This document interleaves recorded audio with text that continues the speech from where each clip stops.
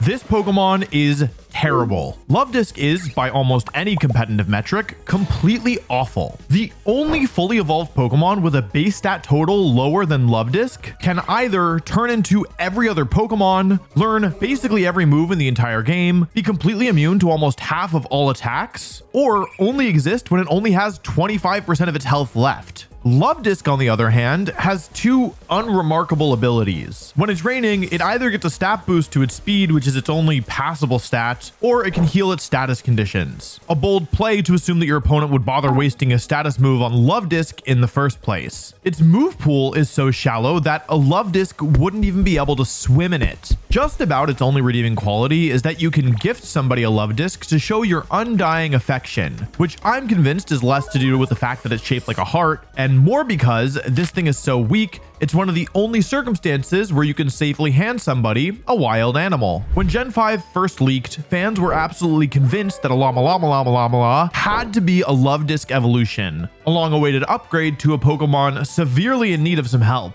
Imagine their horror when it was revealed that instead, Game Freak had just created an entirely separate, unrelated, heart-shaped pink fish Pokemon. Do they just want Love Disc to be bad? Well, yeah, actually. I'm willing to bet that Game Freak will never make Love Disc good, or even give it a good evolution for that matter. Because here's the secret. Game Freak makes some Pokemon bad on purpose. And more interestingly, that's actually a good thing. To examine why though, we're gonna have to break it down. Because there are a lot of bad Pokemon in this franchise, and they're not all bad for the same reasons. Love Disc and Furret both kinda suck, but they've got their unique ways of sucking, and it would be downright disrespectful to the long and storied practice of sucking to lump them together, as opposed to acknowledging the specific nuances to how they've garnered such ability to suck.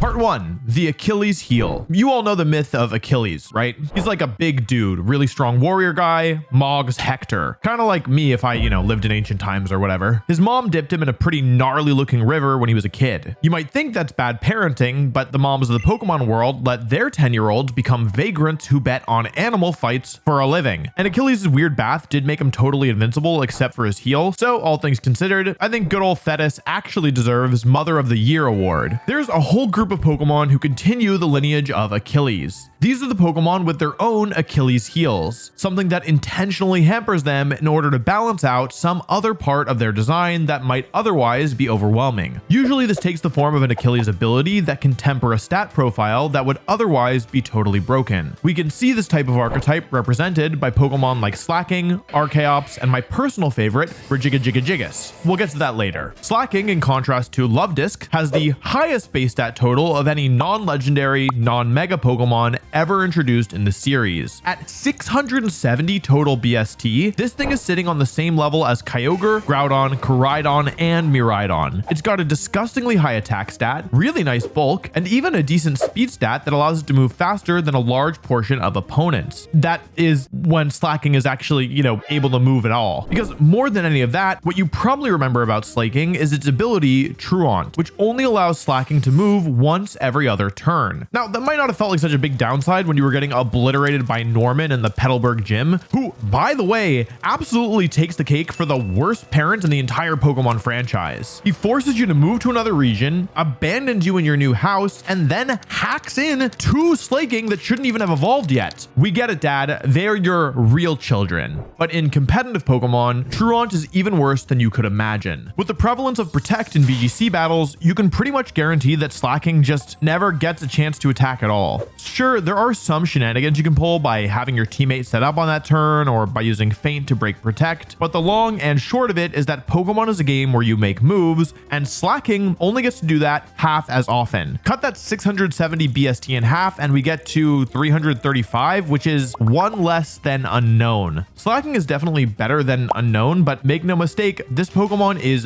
dog water. Our next Achillean hero is Regigigas, who honestly is eerily similar to Slacking. In addition to being normal, normal types, they actually share that same BST of 670 with a very similar distribution. And of course, they also both share absolutely terrible abilities. While Slacking loses half of its turns, Regigigas loses half of its stats, at least the most important ones. Slow Start halves the Titan's attack and speed for the first 5 turns that it's on the field. Slacking might not have many turns, but at least it can theoretically hit hard when it does attack. Regigigas instead has firepower equivalent to Slacking's little brother, Vigoroth, and it can't even hold the Eviolite item. I did get second place at a regional in 2012 using Regigigas, but I didn't use it to do any damage. Instead, I loaded it up with the most annoying support moves that I could find and took advantage of its huge natural bulk. While it did work, it's a pretty sad way to use a Pokemon that has more attack than Groudon. Archeops might not have quite the stat line of our 2 normal types, but its attacking stats and speed are nothing to scoff at. In fact, its BST is only outclassed by 2 other Pokemon who aren't legendaries, megas, paradoxes, or the illustrious members of the 600 Club, Palavan Hero, and of course, Slacking. Which,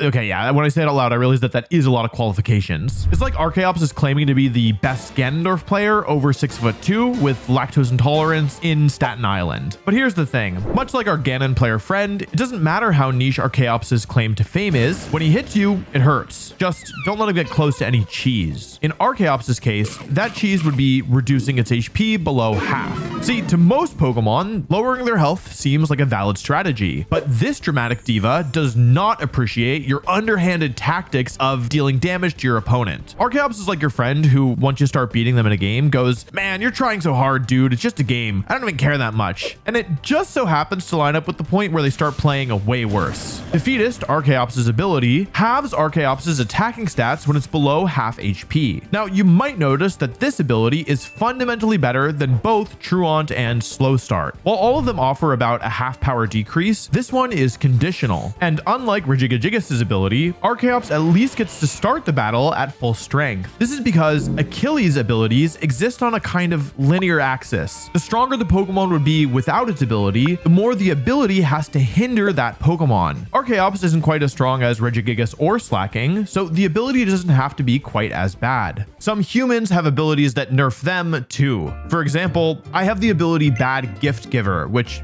makes me really bad at giving gifts. I know, it's unfortunate. Maybe I need to keep like a little wheezing in my pocket during the holidays. Thankfully, neutralizing gas isn't the only way I can be saved from my ability. I also have Holzkern to help me out. Holzkern specializes in watches and jewelry, which make incredible gifts for all genders, meaning I can use their website for all of my gifting needs for the rest of time.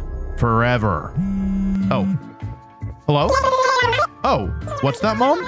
You have 3 Holzkern watches already because it's all I ever gift you? Well, don't worry, because now you have 4. You can see this. I don't want to take it out of the box yet because this is actually really a gift from my mom. That's not a joke. Also, I got her these really nice earrings. Holzkern has things that aren't just watches. The problem is that these are...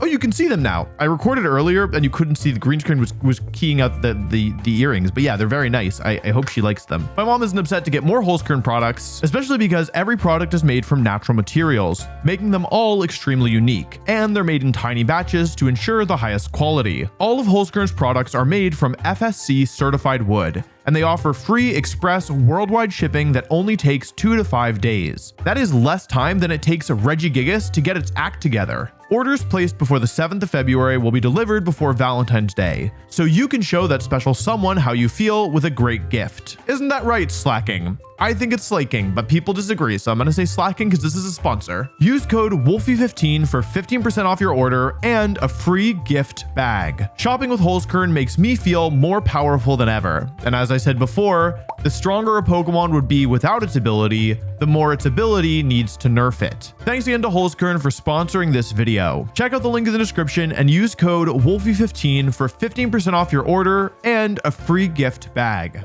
We can see that role play out explicitly with our last example, my good friend Toadscruel. Toadscruel's stats are actually pretty mediocre. It's pretty specially tanky, but it does have this 4x ice weakness as well as weaknesses to a couple other common types. It's kind of fast, but its attacking stats are bad. So what ability feels appropriate for that power level? And wait, why does Toadscruel need an Achilles ability at all? Well, for Toadscruel, it's not just because of its stats. It's the combination of its stats with one specific move, Spore. Spore is a move that had previously previously only ever been given to 5 Pokemon lines: Fungus, Paras, Shroomish, Morlul, and their evolutions, plus Smeargle. But I don't want to talk about that guy. Okay, fine, I will, but later. Suffice it to say, you had to be part of a very exclusive fungi fraternity in order to use this move. And that's because Spore is one of the most broken moves in the game, because it makes whatever it hits take a nap, putting them out of commission for up to 3 turns. To balance how strong Sleep is, most moves that can inflict it are under 100% accuracy. Spore is the one exception. Mushroom Pokemon, in keeping with their static inspirations, are slow. 3 of the Pokemon that learn Spore have a base 30 speed when fully evolved. Breloom only gets up to base 70. Even Smeargle is only base 75. For context, Pokemon considered to be on the lower end of the middling speed range are typically around 90 base speed or something close to that. Because of how powerful Spore is, Game Freak has intentionally made it easy to move before even the fastest Pokemon that can use it. Scarlet and Violet introduced some estranged family members into the mix though. Amoongus's long-lost cousin, Brute Bonnet, and Tentacruel's terrestrial twin, Toadscruel. That's really hard to say. Brute Bonnet's got 55 speed, but Toadscruel has 100. And that, combined with the guaranteed sleep move, is a recipe for disaster. Left unchecked, Toadscruel could spread a sleep epidemic among its foes. But Game Freak, for whatever reason, really wanted to make a fast mushroom Pokemon. So they needed a solution to stop Toadscruel from running away with the game. The answer? Mycelium Might. Toadscruel's ability only affects its status moves, which are the moves that don't do any damage. Whenever it uses one, it's guaranteed to go through opponent's abilities, but this part is honestly kind of a Trojan horse to ship in the whole Achilles part of the situation. Those moves will also always go last within their priority bracket. So no matter how fast your Toadscruel is, its spores are guaranteed to be slow. A very specific solution to a very specific problem. Toadscruel by itself isn't overpowered, so the ability doesn't need to nerf it that much. Now, it's fair to say that all these Pokemon on their own are truly bad. Their abilities hinder them to such a point that they can't make use of any of their actual good aspects. If only they had some way to turn off these abilities. A few months ago, I actually entered the Baltimore Regional Championship with Toadscruel alongside one of the only Pokemon who can turn abilities off, Galarian Weezing. With Weezing's neutralizing gas ability, my Toadscruel was free to show just how good it would be without that pesky ability. The result?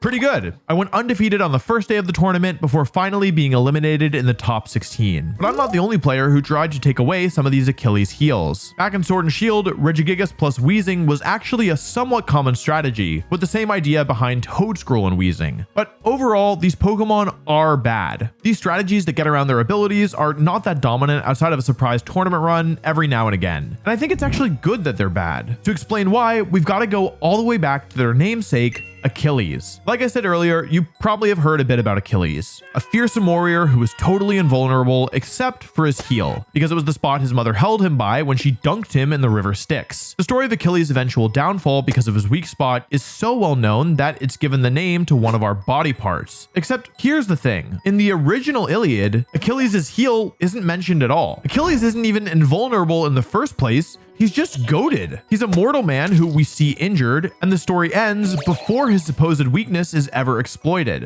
That story wasn't written down until Publius Papinius Statius's unfinished epic poem, appropriately enough called the Achilleid, which he didn't write until sometime around 800 years after we think the Iliad was first written. Why did later myths give Achilles this fatal flaw then? Why go through the trouble of retconning a story that was already enshrined? Well, the answer's kind of simple, because it's really cool. Look, Achilles is an interesting character in the Iliad, but he's also, how do you say, a little overpowered. Honestly, it's kind of rude that the main thing that we know him for is his one weakness that he actually does have. You know, I think it's hilarious you kids talking about Achilles. You wouldn't say this stuff to him at Troy. He's jacked. Not only that, but he wears the freshest loincloths, gets dipped in the chillest rivers, and hangs out with the hottest dudes. Y'all are pathetic, lol. Achilles' heel lets him stay overpowered while also being flawed, human, interesting. And that's why Game Freak makes these Pokemon. It's cool to have a monstrously powerful Pokemon who has one major flaw that you have to find a way of overcoming. It means Game Freak has the latitude to give a Pokemon like Slacking insane stats, or to make a turbocharged mushroom that they never could have done before. From a strategic perspective, it also offers a different way to strategize. Abilities that explicitly nerf your Pokemon are rare for a good reason. They're normally not very fun to play with, but the very existence of these abilities offers opportunity to play around them in interesting ways. And take it from me, when you can pull it off, it feels really,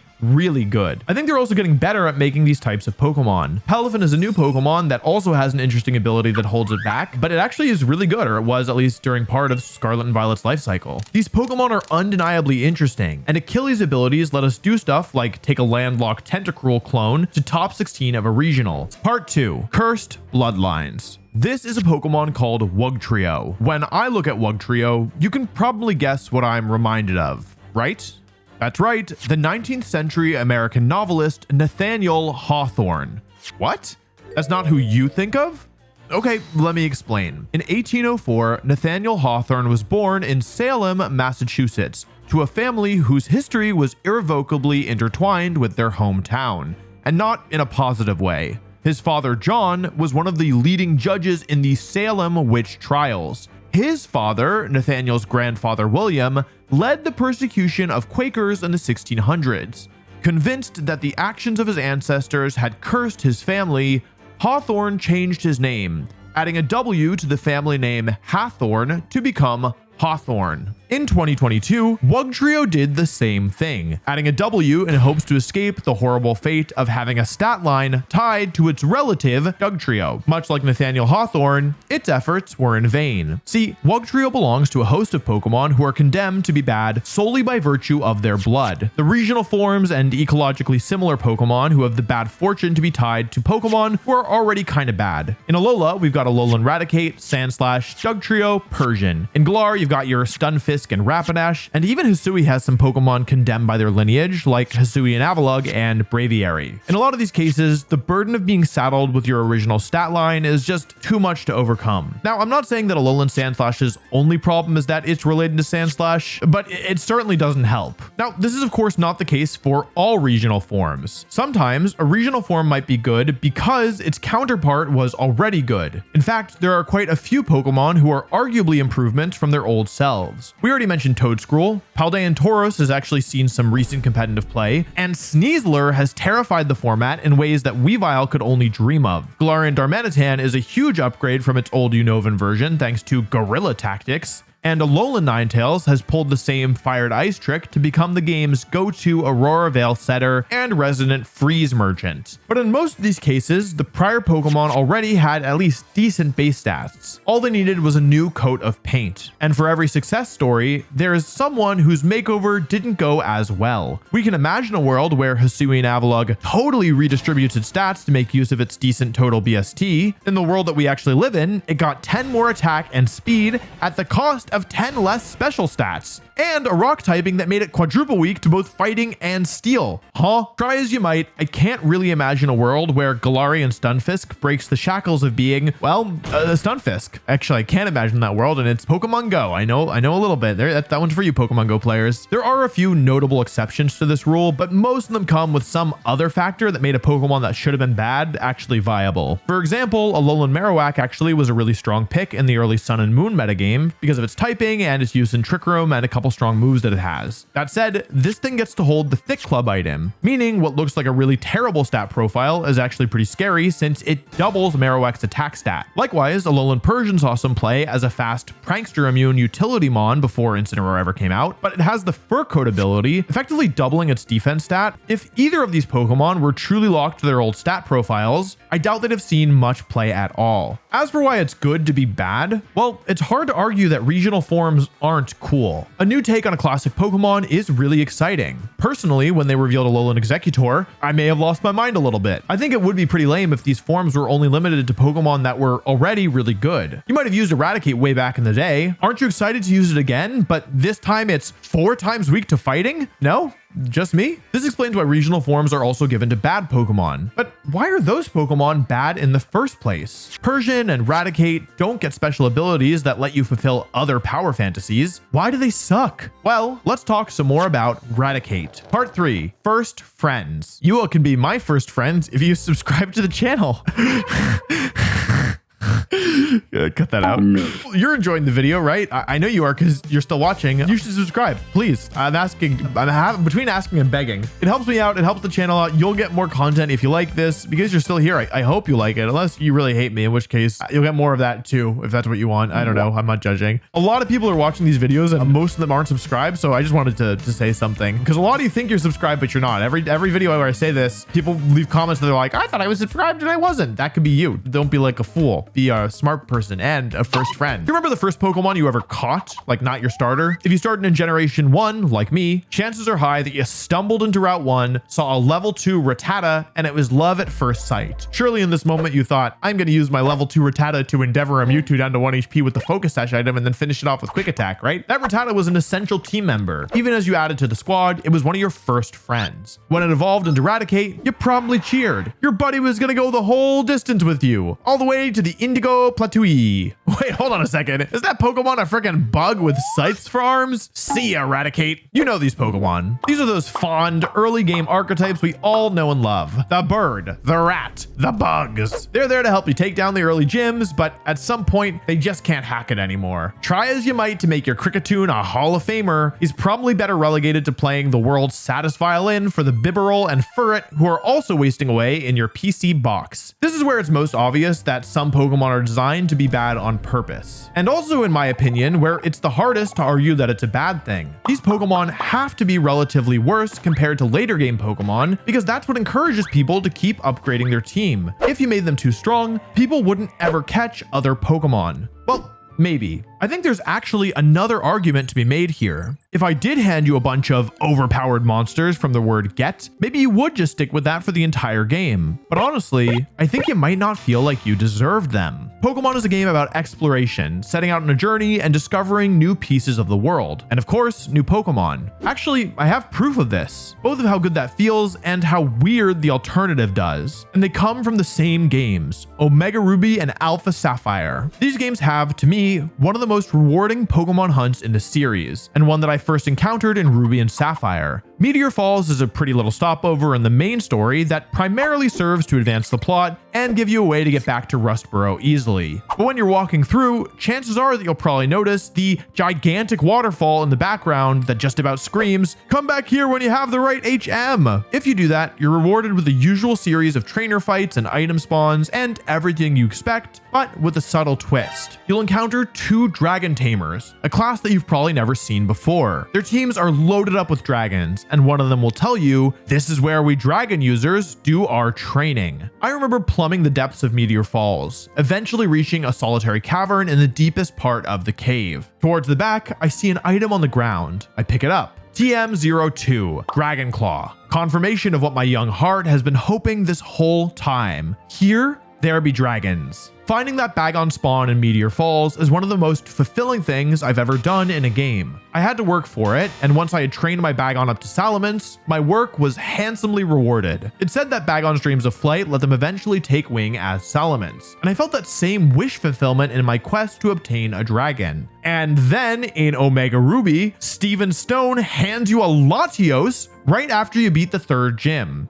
What else do you expect from the spoiled rich heir to the stone fortune? This guy's a Nepo baby, by the way. Bad parenting. Ooh. Look, I agree that soaring through the sky on the back of the Eon Pokemon was one of the coolest things that I've done in a Pokemon game, at least at first. It did get kind of old kind of quickly. But I boxed that Latios immediately because I didn't think it was time for me to have a Latios yet. It's like Gym 3. Maybe you used it, but I think that the early game Pokemon being bad allows for the power curve of the game to rank up in a very intentional way that keeps things engaging. Breaking that curve kind of breaks enjoyment of the game. What's the point of catching new Pokemon if they're not going to be stronger than my Mega Latios? And I think Game Freak knows this now, because in Scarlet and Violet, you get handed a legendary before you even get to school. You just don't get to use it in battle until much, much, much later. And when you finally do, after some very traumatizing realizations, by the way, it culminates in what is, in my opinion, one of the most genuinely affecting moments in any Pokemon game. So we've proven our point on why these first first friends should be bad Pokemon. But are they actually bad Pokemon? From a design perspective, no, I would not say so. These Pokemon are often fun, goofy, and cute, and even when they aren't, they're just so iconic and memorable because everybody sees them who plays the games, and many players will use at least some of them for the entire duration of the game. But competitively speaking, yes, these Pokemon are typically extraordinarily awful. Kricketune, Bibarel, Furret, Watchog, Dustox, these Pokemon are not accomplishing anything of note in a serious battle. But there are some notable exceptions that, strangely enough, almost entirely come from the avian members of this subgroup. Staraptor is borderline usable thanks to the overwhelming power of Reckless Bravebird and Double Edge, not to mention Intimidate, Final Gambit, U-Turn, and a couple of other useful tools. A few players have used it over the years to some success, and it even made top 8 at Worlds in 2014. Corviknight is another bird who's flown high in recent years, actually recently getting its first regional win. Not that it did much to help in the finals, but by far the strongest first friend is Kalos's national bird, Talonflame. This Pokemon is one of the most used Tailwind setters in the game's history,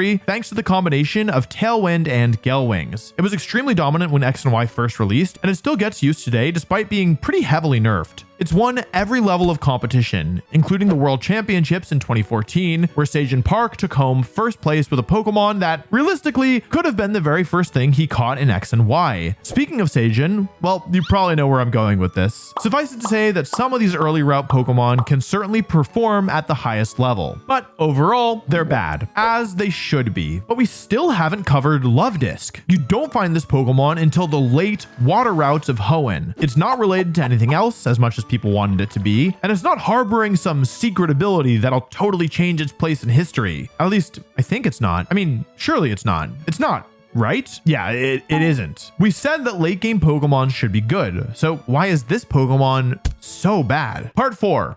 If everyone's super, no one is. Sir David Attenborough once said, "It is that range of biodiversity that we must care for, the whole thing, rather than just 1 or 2 stars." And you could be a star if you subscribe to the channel. This is a category that is inherently tied to the last one, but it still is distinct. While the first friend Pokemon are often part of evolutionary chains that simply can't compare power-wise, even when they're fully evolved, these are more of the Dex fillers. You know these Pokemon. Often, they're single-stage Pokemon who you encounter sometime in the mid-game. Maybe strong enough then to hold their weight, but thoroughly outclassed later. I'm talking Carnivine, Carbink, Tropius, Stunfisk. These Pokemon are underpowered to better enhance out the Pokemon world's semblance to a diverse ecosystem, and sometimes to give the NPCs Pokemon that even a kid can beat without breaking a sweat. Satoshi Tajiri famously drew the inspiration for Pokemon from collecting insects as a kid, and you can imagine that in his childhood exploration, he saw a bevy of different bugs, some of them stronger or more dominant than others. Dive into the Hoenn waters, and among the Luvdisc, you'll find Huntal and Gorbis patrolling the ocean floors, Sharpedos speeding between the currents and past behemoth whale lords, ancient Relicanth who have watched the whole cycle turn over time and time again, and deeper still, Kyogre in its slumber. Apart from replicating ecological diversity, the Luvdiscs of the world have to exist for the Kyogres to exist. Because if this thing were as strong as this thing, well, what would be the point of even catching the Pokemon on the box? That is an extreme example, but you see the point. Apart from that, there's also a special kind of joy in using a Pokemon that you know just isn't up to snuff with your opponents. I've given Luvdisc a lot of flack in this video, but that very status as a low-powered fish also makes it special to some people. I have a friend who once set out to clear the Elite Four in Omega Ruby Alpha Sapphire with just a single Luvdisc. Sure, he had to put the metronome item on it to make sure its surfs were doing enough damage, and stock up with endless Lepa berries to make it through, but that Luvdisc emerged as a champion, and for him as one of his new favorite Pokemon. Different power levels offer different player experiences. Well, most of the time. Some of these things really are so bad that it is offensive. If you watched my video on the worst Pokemon ever, you know that when I first ran into Carnivine and Diamond and Pearl, I was actually super hyped to use it, until I tried to send it out in battle. It's a mediocre grass type with Levitate to go from resisting ground moves to being immune to them, floating over toxic spikes. This is the kind of bad Pokemon that I wouldn't really even be excited about using because it doesn't have a niche, and Game Freak seems to get that, honestly. The old model of the mediocre single stager, Luvdisc, Carnivine, Tropius, it seems to have changed. Nowadays, these Pokemon often get some sort of signature ability or move that, while it might not make them amazing, at least makes them unique to play. They've got their thing, you know what I mean? Kamala can't be status because of comatose. Bruxish, for as much as I hate the way it looks, gets to spam Strong Jaw Psychic Fangs or even Dazzling as its signature ability. Cramorant has Gulp Missile, Ice Cube gets Ice Face, Stonejourner has Power Spot. Sometimes these weird signature abilities actually even can make a Pokemon good. Maybe sometimes a little bit too good. In addition to changing the archetype, Game Freak has also updated or buffed some of these old bad Pokemon, either with new abilities or evolutions. Mawile, one of the most useless Pokemon in the game before Generation 6, became one of the strongest thanks to the addition of the Fairy typing and the notorious Mega Mawile. Farfetch'd got a full-on new evolution. A bunch of Pokemon that used to fit this category no longer do because they've been given evolutions, like Murkrow, Girafarig, Gligar, Stantler. Really, Gen 2 was full of these things. Then there are Pokemon who got new abilities to make them stronger, such as Volbeat and Illumise with the Prankster ability. No new evolution needed to make them at least a bit more relevant. Though sometimes this does end up creating a really strong Pokemon, most of the Pokemon I just named are still bad in most situations. But as a competitive player, I like that better than the old model of bad in every situation. You're not going to see Ice-Q and Stonejourner taking over the ranked ladder, but it is fun for me to try and make them work with the strengths that they do have. If you asked me to take Luvdisc to the top of the ladder, I'd probably try and pass off an Alama as Luvdisc to trick you and make it feel a little bit more doable, though not that much easier. It's a nice way for Game Freak to update Pokemon while still keeping power levels in check. Now, part of you might think that Game Freak is just messing up here, that they actually intend all of the Pokemon to be strong, but they just missed the mark on balance. Well, I've got a counterpoint for you. A Pokemon that is essentially Game Freak saying, this thing is supposed to suck. And it's from the most recent generation. That Pokemon, of course, is the Dunsparce. If you weren't around back in the early 2000s, you might not know the reputation that Dunsparce had in the community. Dunsparce in itself seemed like a troll Pokemon back in Gold and Silver. It was a phenomenally rare Pokemon with only a 1% chance of appearing in one of the smallest caves in the game. Finding it was harder than the Bagon journey I described earlier. If you were lucky enough to find it, you might think, this thing's so rare, it's gotta be super strong, right? Instead, it was one of the most useless Pokemon in the series, especially before abilities were introduced. A weak, slow, normal type with pretty much no redeeming factors. But precisely because Dunsparce is so weak and so rare, the community obsessed about it. For years, they'd make fake Dunsparce evolutions, dreaming of a day when it unleashed its true power. Most of them looked like overpowered dragon types, with Dunsparce's puny wings expanded to soar across the sky. Surely, eventually, Game Freak would give this thing some love, right? The community waited more than 20 years, and finally, in Scarlet and Violet, their wishes were answered. Dunsparce finally got its evolution. The Dunsparce, who is a Dunsparce with one extra segment. It's got slightly better stats, an okay signature move, and that's it. It's bad. The only thing that sets the Dunsparce apart is the 1 in 100 chance for it to be a 3-segment Dunsparce when it evolves, which to me is just Game Freak pointing and laughing at us saying, yeah, you thought it was funny when it's just a longer Dunsparce? Well, if you're crazy enough, you can try to find one that's even longer. This Pokemon is bad on purpose. It's worse than Stonejourner and probably most other Pokemon too. My point is,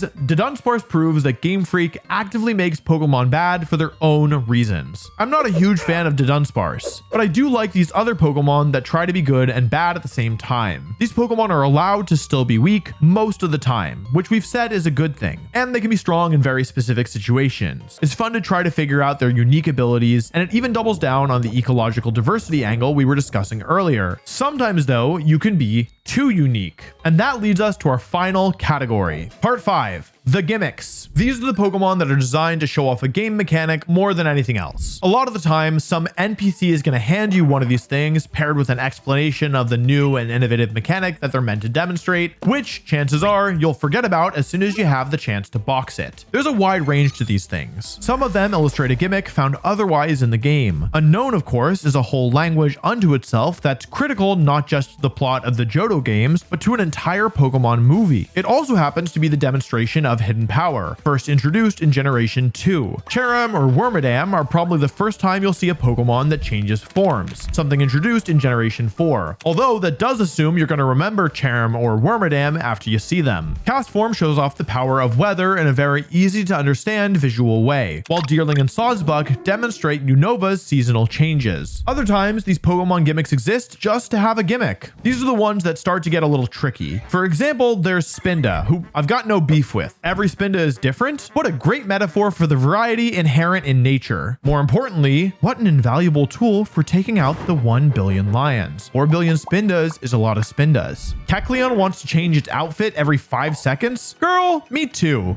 Relatable queen. I guess there's no real reason that these Pokemon all have to be bad on like a statistical level, but for some reason, they almost always are. Perhaps the best reason we can find is the one gimmick that shows us what happens when gimmicks go bad. Gimmicks go by which I mean when they're good. Smeargle. Smeargle's meant to represent artistic freedom, the power to express yourself limitlessly with its move choice, crafting a Smeargle that fits your vision of what Pokemon should look like. Turns out, everyone is really into a vision that looks something like a dark void plunging your opponent into endless nightmares. No, I swear, I don't want to use Dark Void, it's just that Darkrai's my favorite artist. You know, me personally, I'm just a big fan of his Endless Void era. You too? Wow, what are the chances? See you in 3 turns, I guess. Even with terrible stats, Smeargle's artistic aspirations have caused so many headaches over my years of competitive Pokemon that Game Freak had to nerf it twice. So maybe that's the reason these gimmicks are bad, because gimmicks being good is just not fun. These Pokemon are mostly relegated to being fun bursts of flavor in the game, something you look at to say, huh, that's neat, and then never think about again.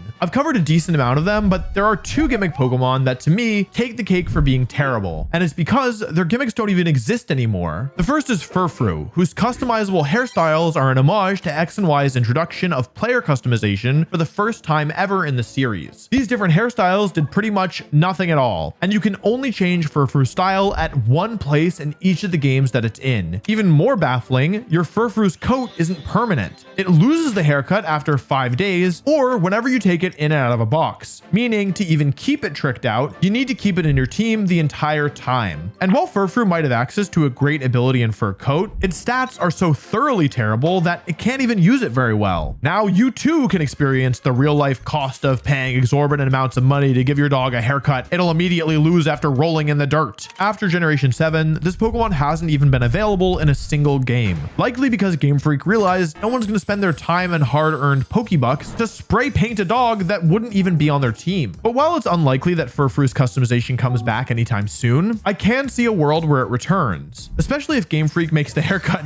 last longer. The next Pokemon though, its gimmick is gone forever, because if Game Freak brings it back, they're gonna have some angry parents to deal with. Chatot is a terrible bird Pokemon introduced in Generation 4 with exactly one special quality, its signature move, Chatter. Chatter, when introduced, was a 60 base power normal type special move that had a chance to confuse the opponent. How much chance? Well, that depends on the chatter. See, in Generation 4, you could actually use chatter outside of battle and record your own audio to be played when the move was used. If you didn't use custom audio, the move would have a 1% chance, but depending on what audio you recorded, Chatot's confusion chance could be either 1, 11, or 31%. And in a stunningly bad decision from Game Freak, the chance pretty much correlated to the volume of the recording, meaning the best chance of confusion was to teach your parrot to scream loudly at the opponent. In Gen 5, the confusion chance got shifted a bit, but that was the only change to the move. Chatot, however, earned the dubious distinction of becoming the only non-legendary or mythical Pokemon to be banned from Generation 5's Global Battle Union. Likely because Game Freak realized that if you were gonna use a move as bad as Chatter already, most people probably had more